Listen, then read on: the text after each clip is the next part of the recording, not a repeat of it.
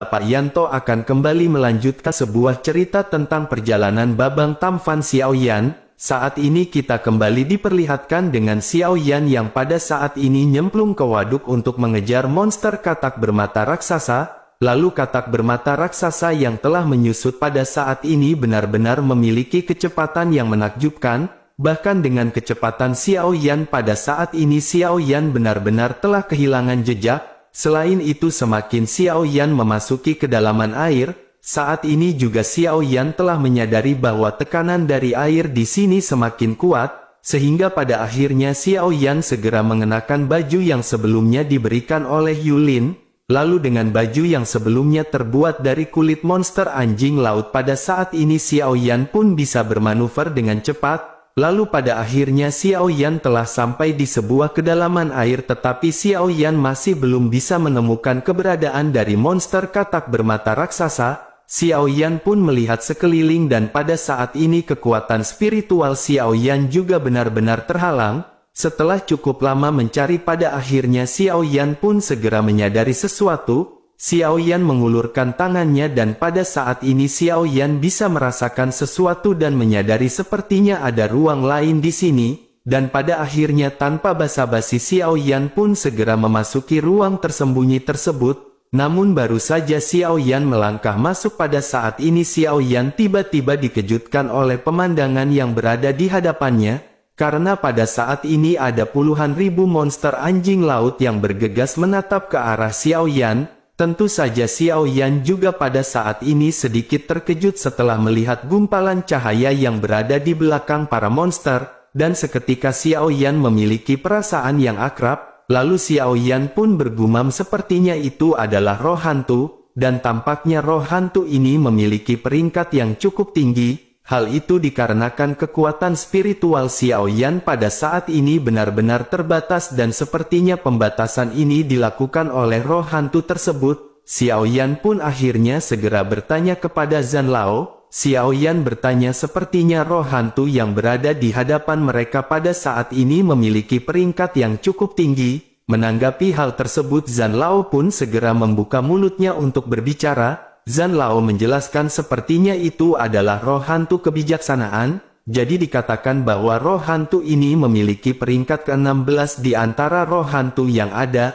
Mendengar perkataan Zhan Lao ini Xiaoyan pun bergumam tidak mengherankan bahwa dirinya benar-benar bisa memanipulasi pikiran semua orang. Zhan Lao pun mengangguk dan bergumam dinamakan roh kebijaksanaan kuno karena kemampuannya untuk mengendalikan kesadaran. Selain itu kecerdasan dari roh hantu ini pada saat ini benar-benar tidaklah rendah, dan akhirnya setelah menyadari hal ini Xiaoyan pun segera memantapkan dirinya untuk berhadapan dengan para monster. Lalu tujuan utama Xiaoyan adalah untuk menangkap roh hantu kebijaksanaan kuno di hadapan Xiaoyan. Xiaoyan menyadari bahwa semua makhluk yang berada di sini pada saat ini telah dikendalikan oleh roh hantu tersebut. Dan pada akhirnya Xiaoyan segera mengeluarkan pedang kuno api surgawi dan Xiaoyan pada saat ini tidak memutuskan untuk menggunakan 1000 kaki tanpa bayangan. Xiaoyan merasa menghadapi monster-monster yang memiliki kekuatan lemah ini hanya dengan satu tebasan saja sudah cukup. Sementara itu di sisi lain pada saat ini monster katak bermata raksasa mendengus dingin. Lalu dirinya menatap ke arah roh hantu kebijaksanaan kuno dan pada saat ini tubuhnya kembali membengkak, dan pada saat yang bersamaan dirinya pun segera menoleh ke arah Xiaoyan dengan mata berwarna merah darah, lalu tanpa basa-basi lagi sosoknya pada saat ini segera melesat ke arah Xiaoyan dan melakukan serangan. Melihat adegan ini Xiaoyan benar-benar merasa yakin bahwa semua ini diakibatkan oleh roh hantu tersebut. Dan pada akhirnya Xiaoyan segera melesatkan pedang kuno api surgawinya ke arah monster bermata raksasa, sehingga benturan pun segera terjadi tetapi pada saat ini Xiaoyan segera dikejutkan oleh sesuatu, lalu serangan air yang dilesatkan oleh monster katak bermata raksasa pada saat ini benar-benar membengkak hingga ratusan kali lipat, dan pada akhirnya Xiaoyan yang tidak sempat bergerak pun segera ditelan oleh gelombang pusaran air. Lalu Xiaoyan langsung ditelan oleh naga air dan dampak dari naga air ini langsung membuat Xiaoyan merasa pusing. Xiaoyan pada saat ini tidak bisa membedakan antara timur, barat dan utara, bahkan mana perawan atau janda bohai. Sementara itu katak bermata raksasa pada saat ini segera melangkah ke arah Xiao Yan dan tiba-tiba mengepalkan tangannya. Bersamaan dengan itu pusaran dari air pun seketika menyusut dan menekan tubuh Xiao Yan. Lalu banyak retakan di tubuh Xiao Yan segera terdengar dan Xiao Yan pada saat ini bisa merasakan kesakitannya. Xiao Yan pun bergumam di dalam hatinya bagaimana mungkin ini bisa terjadi. Xiao Yan pada saat ini terluka dan pedang kuno api surgawi di tangan Xiao Yan juga telah runtuh. Xiao Yan bahkan pada saat ini tidak bisa bergerak sedikit pun di bawah serangan ini. Lalu Xiao Yan hanya bisa menggertakkan gigi dan menghabiskan seluruh kekuatannya untuk mencoba melepaskan diri dari telapak katak bermata raksasa. Akan tetapi tidak peduli seberapa keras Xiao Yan mencoba pada saat ini sepertinya semua usaha Xiao Yan benar-benar tidak ada gunanya. Lalu Xiao Yan pun bergumam di dalam hatinya, apakah Xiao Yan benar-benar akan dibunuh oleh monster puncak bintang ke-6? Bersamaan dengan pemikiran ini sosok Xiao Yan pun seketika ditelan oleh monster katak bermata raksasa. Lalu Xiao Yan pun perlahan meluncur ke tembolok katak bermata raksasa dan Xiao Yan hendak mengeluarkan api surgawi.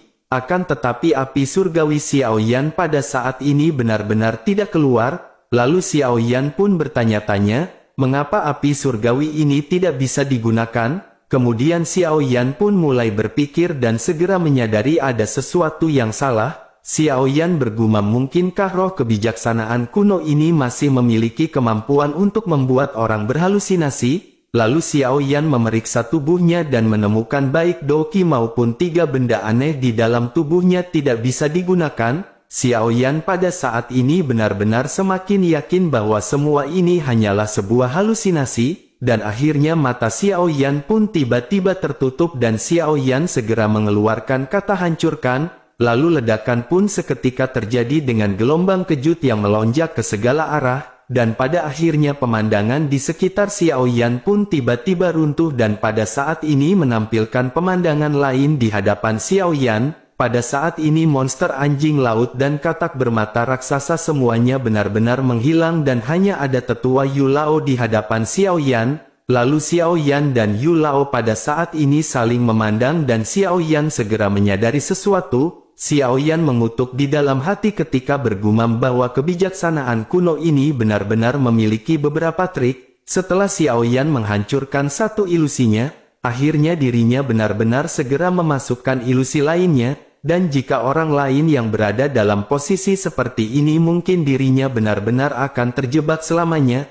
Akan tetapi sangat disayangkan ilusi ini pada saat ini berhadapan dengan Xiao Yan. Karena selain dari pengalaman Xiao Yan yang banyak, namun Xiao Yan juga pada saat ini memiliki roh hantu di dalam tubuhnya yang merupakan peringkat kelima. Oleh karena itu roh hantu ini tentu saja akan sedikit banyaknya memberikan penekanan kepada roh hantu yang bertingkat lebih rendah.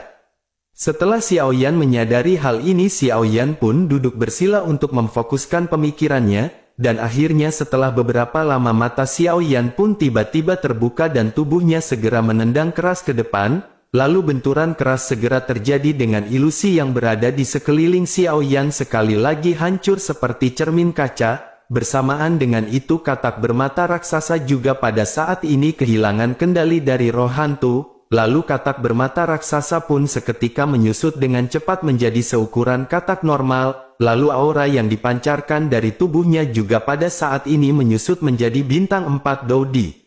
Sementara itu Xiao Yan pada saat ini segera menatap ke arah roh hantu kebijaksanaan, kemudian Xiao Yan segera memegang roh kebijaksanaan kuno ini di tangannya dan melepaskan roh hantu yang kuat di dalam tubuhnya. Dengan hal ini roh hantu kebijaksanaan kuno benar-benar tidak berani bergerak sedikit pun di tangan Xiao Yan. Lalu pada akhirnya Xiao Yan segera menghela nafas dan teringat permasalahan Nan Erming.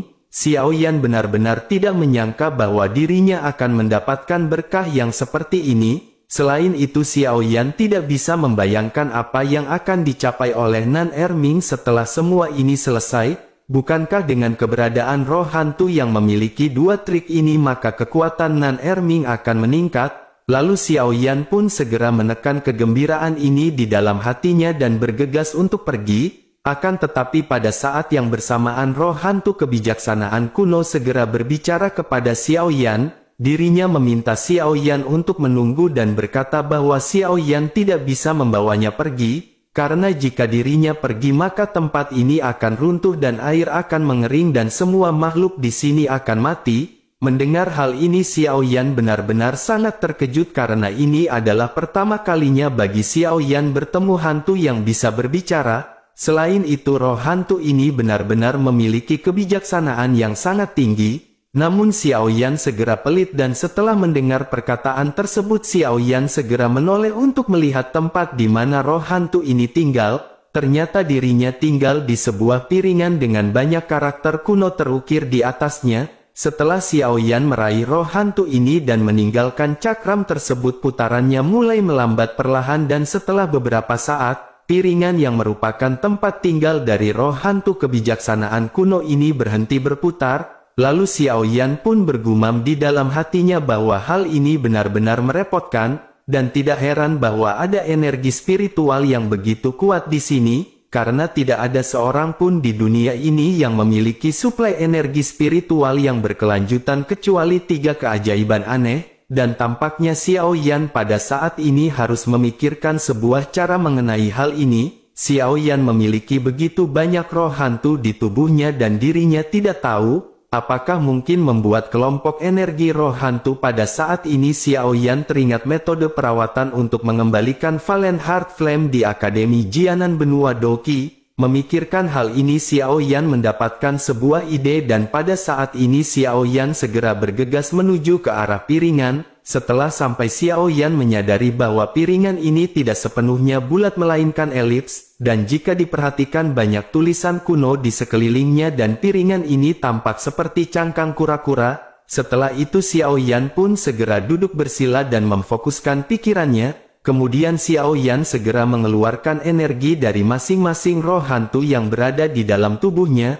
Lalu Xiao Yan menuangkan energi ini di cangkang kura-kura dan pada saat yang bersamaan ruang pun seketika bergetar. Lalu Xiao Yan menyadari bahwa suplai dari energi ini masih kurang dan segera mengeluarkan lonjakan energi yang semakin besar. Dan perlahan-lahan pada akhirnya getaran di ruang ini pun segera stabil. Lalu Xiao Yan pun menghela nafas sebelum akhirnya Xiao Yan memutuskan kekuatan yang Xiao Yan transfer.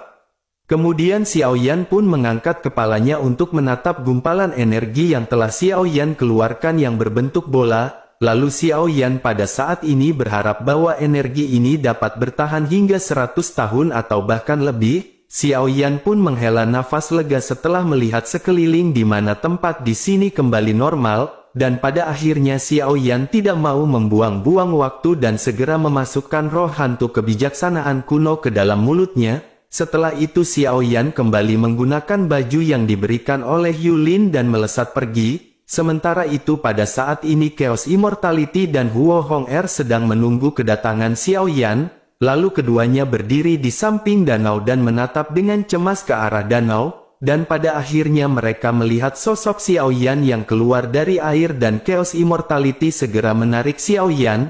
Kemudian dirinya pun segera bertanya bagaimana keadaan dari Xiao Yan. Chaos Immortality pun segera mengelilingi Xiao Yan untuk melihat apakah Xiao Yan pada saat ini terluka. Sementara itu Xiao Yan hanya tersenyum dan pada saat ini hanya melambaikan tangannya. Setelah itu Xiao Yan lanjut berkata kepada Chaos Immortality bahwa dirinya benar-benar meminta maaf kepada Chaos Immortality, akan tetapi pada saat ini Xiao Yan tidak bisa menjelaskannya secara rinci karena Xiao Yan harus menyelamatkan Nan Erming terlebih dahulu. Sementara itu Chaos Immortality pada saat ini sedikit terkejut mendengar apa yang dikatakan oleh Xiao Yan. Chaos Immortality pada saat ini khawatir Xiao Yan akan membuat kerusakan lainnya di tempat keluarga Warcraft. Lalu pada akhirnya Chaos Immortality pun segera bertanya kepada Xiao Yan, apakah yang dimaksud dari perkataan Xiao Yan sebelumnya. Sementara itu Xiao Yan pada saat ini tidak menjawab dan buru-buru berjalan. Tentu saja Chaos Immortality yang benar-benar penasaran pun pada akhirnya segera berkata, bagaimana jika mereka bertukar berita? Chaos Immortality sebelumnya telah mendapatkan pesan dan ini pesan yang sangat penting. dirinya mendapatkan pesan dari ayahnya dan hal ini mengenai Xiao Manshan. Mendengar kata-kata Xiao Manshan tentu saja Xiao Yan pun segera menghentikan langkahnya, lalu Xiao Yan segera merasakan firasat buruk di dalam hatinya dan segera menatap ke arah Chaos Immortality, kemudian Xiao Yan pun tanpa sadar segera bertanya apakah yang pada saat ini dialami oleh Xiao Manshan. Chaos Immortality pada saat ini sedikit terkejut melihat ekspresi Xiao Yan yang sangat kuat setelah mendengar kata Xiao Manshan. Dan pada akhirnya Chaos Immortality berbicara dengan sungguh-sungguh, dirinya segera menjelaskan bahwa pada saat ini Pil Palace benar-benar merencanakan untuk berperang melawan Xiao Manshan. Mendengar hal tersebut Xiao Yan seketika benar-benar melotot.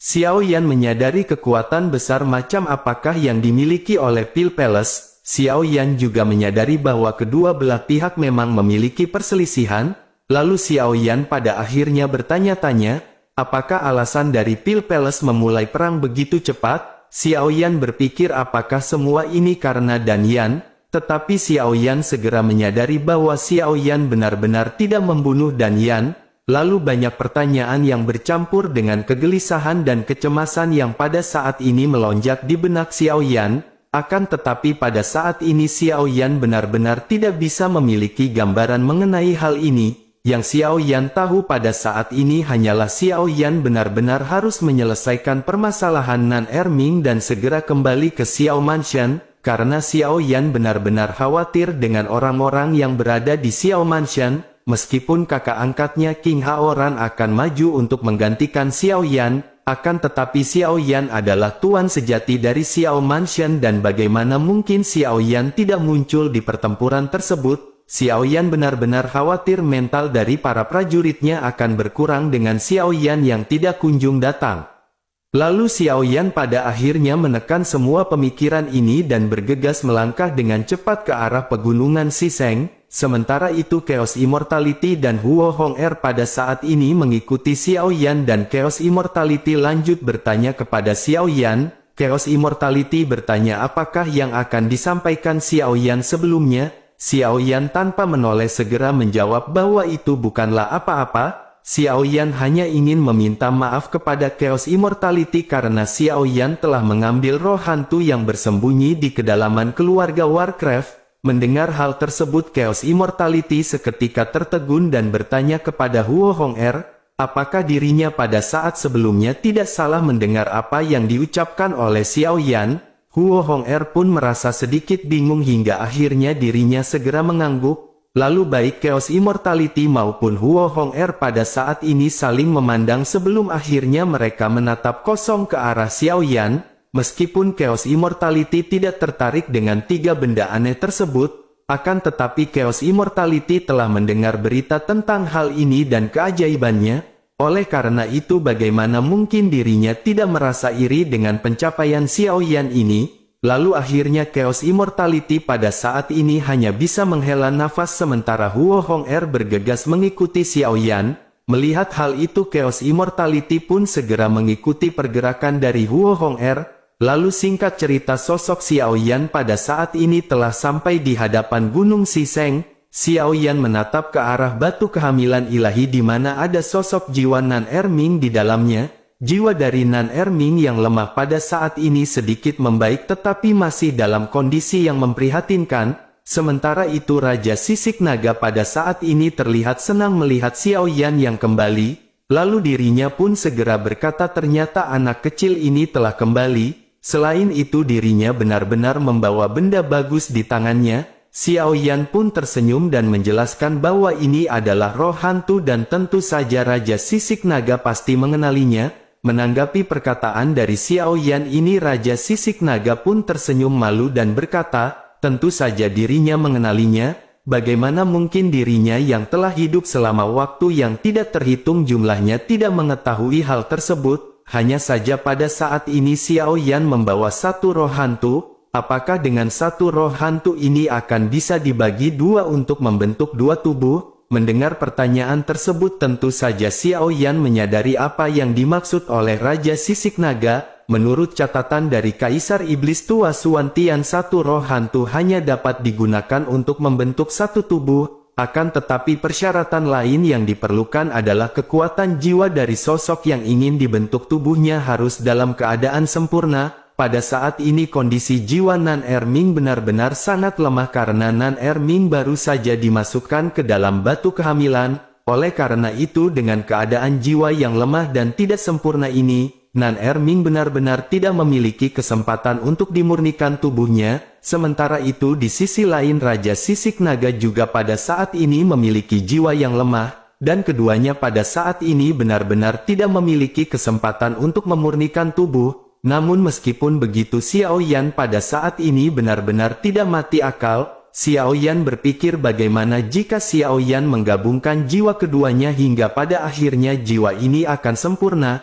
sehingga dengan begitu maka mereka berdua akan mampu memiliki satu tubuh. Dan dengan penggabungan ini Xiao Yan berharap Nan Erming di masa depan benar-benar akan segera melonjak tinggi. Akan tetapi permasalahannya pada saat ini adalah Raja Sisik Naga. Xiao Yan harus benar-benar bisa meyakinkan Raja Sisik Naga untuk menggabungkan jiwanya dengan jiwa Nan Erming.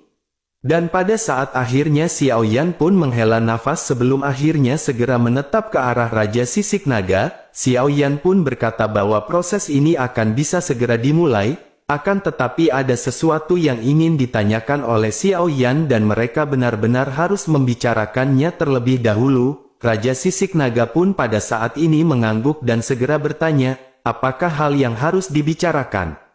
Menanggapi hal tersebut Xiao Yan pun segera bertanya dengan ragu. Xiao Yan bertanya apakah Raja Sisik Naga menyadari setengah dari kekuatan jiwanya telah menghilang. Mendengar pertanyaan Xiao Yan ini Raja Sisik Naga pun seketika mengangguk. Lalu dirinya lanjut menjelaskan bahwa tentu saja dirinya menyadari kekuatan spiritualnya telah banyak menghilang. Dan beruntung sisa jiwanya pada saat ini diawetkan di dalam batu kehamilan ilahi. Karena jika tidak mungkin semua jiwa dari Raja Sisik Naga benar-benar telah menghilang sejak lama. Menanggapi perkataan tersebut Xiao Yan pun menghela nafas dan segera menjelaskan kepada Raja Sisik Naga. Xiao Yan menjelaskan bahwa salah satu persyaratan untuk membentuk tubuh adalah diperlukannya jiwa yang lengkap. Mendengar perkataan Xiao Yan yang singkat ini tentu saja Raja Sisik Naga segera menyadari apa maksudnya. Lalu dirinya pun hanya bisa terdiam dan merenung memikirkan apa yang disebutkan oleh Xiao Yan. Sementara itu Xiao Yan pada saat ini lanjut menjelaskan kepada Raja Sisik Naga. Xiao Yan berkata bahwa mereka berdua pada saat ini benar-benar telah kehilangan setengah jiwa masing-masing. Ketika berbicara di titik ini Xiao Yan pun dihentikan oleh Raja Sisik Naga. Raja Sisik Naga langsung berkata bahwa dirinya telah mengetahui apa yang dimaksud oleh Xiao Yan. Dirinya pada saat ini menyadari bahwa dirinya harus menggabungkan jiwanya dengan jiwa dari teman Xiao Yan. Lalu Xiao Yan pun mengangguk sementara Raja Sisik Naga pada saat ini kembali merenung. Lalu pada akhirnya dirinya kembali bertanya kepada Xiao Yan apakah tidak ada cara lain. Xiao Yan pun segera menjawab dengan tegas bahwa ini adalah satu-satunya cara yang bisa mereka lakukan. Pada saat ini mereka benar-benar tidak memiliki alat tawar-menawar dengan Xiao Yan. Xiao Yan menyadari dengan kekuatan jiwa dari Raja Sisik Naga maka dirinya akan dapat dengan mudah membunuh Xiao Yan dan Nan Erming. Oleh karena itu Xiao Yan pada saat ini bersumpah, karena hanya ada satu cara yang bisa mereka tempuh. Pada saat ini yang diperlukan oleh Xiao Yan adalah persetujuan dari Raja Sisik Naga. Bukankah Raja Sisik Naga telah menunggu kedatangan Xiao Yan untuk waktu yang tidak diketahui? Memang bisa saja Raja Sisik Naga pada saat ini membunuh Xiao Yan, tetapi jika dirinya melakukan hal tersebut, apakah akan ada orang lain lagi yang seperti Xiao Yan yang bisa sampai ke tempat ini? Meskipun ada orang yang berhasil sampai ke sini, tetapi apakah dirinya memiliki kualifikasi seperti Xiao Yan untuk memurnikan tubuh? Mendengar apa yang dikatakan oleh Xiao Yan ini Raja Sisik Naga seketika terdiam. Dirinya menyadari bahwa apa yang disebutkan oleh Xiao Yan ini adalah sebuah kebenaran. Dan pada akhirnya setelah cukup lama merenung dirinya pun segera menyetujui permintaan Xiao Yan. Lalu dirinya pun tersenyum dan bertanya,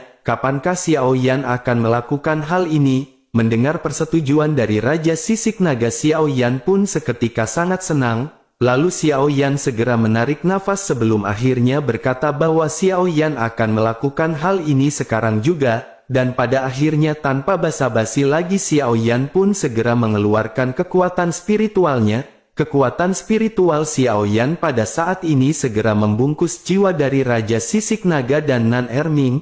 Jiwa dari Raja Sisik Naga pada saat ini segera dicabut keluar. Lalu sosok naga transparan pada saat ini melayang, begitu juga dengan jiwa dari Nan Erming, dan dengan kompresi kekuatan spiritual Xiao Yan pada akhirnya kedua jiwa ini pun perlahan-lahan menyatu. Lalu cahaya menyilaukan pada saat ini segera melonjak dan Xiao Yan bisa melihat sesosok yang sedang terbentuk. Sosok kepala pada saat ini terlihat dengan tanduk dua di keningnya. Postur wajahnya pada saat ini masih memiliki postur wajah Nan Erming yang tampan dan terlihat cantik. Lalu di tubuh sosok yang baru saja terbentuk ini terlihat beberapa sisik yang berwarna kegelapan. Xiao Yan pada saat ini terkagum-kagum melihat sosok yang baru saja terbentuk setengah. Akan tetapi pada saat ini Xiao Yan menyadari bahwa proses ini belum selesai. Sehingga Xiao Yan harus berfokus dan Xiao Yan pada saat ini segera merubah segel di tangannya dan melonjakkan api surgawi. Bersamaan dengan itu avatar spiritual Xiao Yan segera keluar dari batu kehamilan ilahi. Lalu kekuatan spiritual kembali masuk ke tubuh asli Xiao Yan dan mata Xiao Yan yang tertutup pada saat ini segera terbuka. Kemudian Xiao Yan segera melonjakkan api surgawi ke sekeliling untuk membungkus batu kehamilan ilahi. Sehingga suhu yang sangat tinggi segera menyebar ke segala arah dan pada saat ini Xiao Yan sedikit khawatir. Lalu pada akhirnya Xiao Yan melesatkan perisai kekuatan roh hantu pelindung miliknya. Xiao Yan mengilosasi kobaran api agar tidak menyebar dan melukai semua orang. Xiao Yan menekan kobaran api dan pada saat yang bersamaan segera membentuk teratai api di telapak tangannya. Lalu setelah itu Xiao Yan segera melesatkan teratai api menuju ke arah batu kehamilan ilahi untuk mengikisnya. Menurut catatan yang dibaca oleh Xiao Yan harus menggunakan batu ini sebagai tungku, maka Xiao Yan harus mengikis batu keras ini dengan api surgawi untuk perlahan-lahan membentuk tubuh, dan setelah sampai di titik ini Xiao Yan pun segera menghela nafas lega. Xiao Yan menyadari pembentukan tubuh dari gabungan jiwa Raja Sisik Naga dan Nan Erming hanya permasalahan waktu. Setelah itu Xiao Yan pun segera menoleh ke arah Chaos Immortality. Xiao Yan bergumam bahwa mereka pada saat ini harus segera pergi menemui tertua Yulao. Mereka saat ini harus segera pergi kembali menuju ke Xiao Mansion. Mendengar hal tersebut Huo Hong-er pun segera bertanya bagaimana dengan keadaan dari Nan Erming. Xiao Yan pun segera menjawab dengan cepat agar Huo Hong-er jangan khawatir. Xiao Yan pada saat ini akan memberikan Nan Erming yang lebih tampan dan jauh lebih kuat untuk Huo Hong-er. Namun Huo Hong-er benar-benar harus bersabar karena proses pembentukan tubuh ini memerlukan waktu. Oleh karena itu sembari menunggu maka Xiao Yan pada saat ini akan kembali terlebih dahulu menuju ke Xiao Mansion. Sementara itu Nona Huo Hong-er bisa tetap tinggal di sini dan menemani Nan Erming dan kalau bisa sekalian buatkan dia kopi juga. Mendengar hal tersebut Huo Hong-er pun hanya bisa tersenyum dan berterima kasih kepada Xiao Yan. Sementara Xiao Yan dan Chaos Immortality segera bergegas menuju ke arah tetua Yulao. Dan setelah sampai Xiao Yan pada saat ini melihat tetua Yulao yang terluka parah. Kemudian pendeta tertinggi pun meminta Xiao Yan untuk segera menyembuhkan tetua Yulao. Menanggapi hal tersebut Xiao Yan pun tersenyum dan menatap ke arah semua orang dan berkata agar mereka jangan khawatir. Setelah mengucapkan hal tersebut Xiao Yan pun segera mengeluarkan pil yang berwarna putih biru. Pil ini bukanlah pil tingkat tinggi tetapi pil ini memiliki khasiat untuk menyembuhkan dengan baik. Lalu Xiao Yan segera memasukkan pil ini ke dalam mulut tetua Yulao dan pada saat yang bersamaan pil ini pun segera mencair. Kemudian efek dari pil ini pun langsung terasa di mana semua orang bisa melihat wajah pucat dari tetua Yulao pada saat ini perlahan menjadi merah. Kemudian aura dari tetua Yulao juga pada saat ini semakin membaik dan semua orang menghela nafas lega. Sementara itu Xiao Yan pada saat ini segera bertanya kepada Yulin. Xiao Yan bertanya di manakah jalan keluar dari perut ikan raksasa ini karena Xiao Yan benar-benar harus segera pergi. Menanggapi hal tersebut, pendeta tertinggi pada saat ini segera mengajak Xiao Yan dan Chaos Immortality untuk pergi. Tidak lama setelah itu mereka pun segera sampai di sebuah ruang hutan yang benar-benar sepi. Lalu di tengah-tengah hutan ini Xiao Yan bisa melihat portal berwarna hitam dengan daya hisap yang sangat kuat. Xiao Yan pun bergumam apakah ini adalah jalan keluar dari perut ikan raksasa. Sementara itu di sisi lain pendeta tertinggi pada saat ini segera mengisyaratkan kepada Xiao Yan. Dirinya pun berkata bahwa Xiao Yan bisa keluar dari perut ikan ini melalui teleportasi ini. Mendengar hal tersebut Xiao Yan pun mengangguk, tetapi Xiao Yan pada saat ini menyadari sesuatu. Xiao Yan berpikir jika adanya portal di sini bukankah mereka bisa pergi ke dunia luar? Tetapi pendeta tertinggi dan para kurcaci benar-benar tidak melakukan hal tersebut. Lalu kekaguman pada saat ini melonjak di hati Xiao Yan karena orang-orang ini benar-benar memegang teguh perintah dan kesetiaan. Dan pada akhirnya Xiao Yan pun segera menekan perasaan ini dan menatap ke arah pendeta tertinggi. Xiao Yan pada saat ini segera berterima kasih kepada pendeta tertinggi atas semua arahannya. Kemudian pendeta tertinggi pun tersenyum dan balik berterima kasih kepada Xiao Yan atas penyelamatannya. Setelah itu pendeta tertinggi memiliki ekspresi serius ketika dirinya mengingatkan Xiao Yan. Dirinya menjelaskan agar dermawan di dalam pertempuran ini harus waspada terhadap belalang sembah yang menangkap jangkrik. Mendengar hal ini Xiao Yan pun seketika tertegun dan mata Xiao Yan bersinar terang. Xiao Yan sedikit tidak mengerti dengan apa yang dimaksud oleh pendeta tertinggi, tetapi Xiao Yan masih menangkupkan tangannya untuk memberi hormat. Lalu pada akhirnya setelah itu sosok Xiao Yan dan Chaos Immortality pun segera bergegas menuju ke lubang teleportasi untuk berpamitan dan meminta doa kepada Bude Yanti supaya mendapatkan restu dalam bertempur.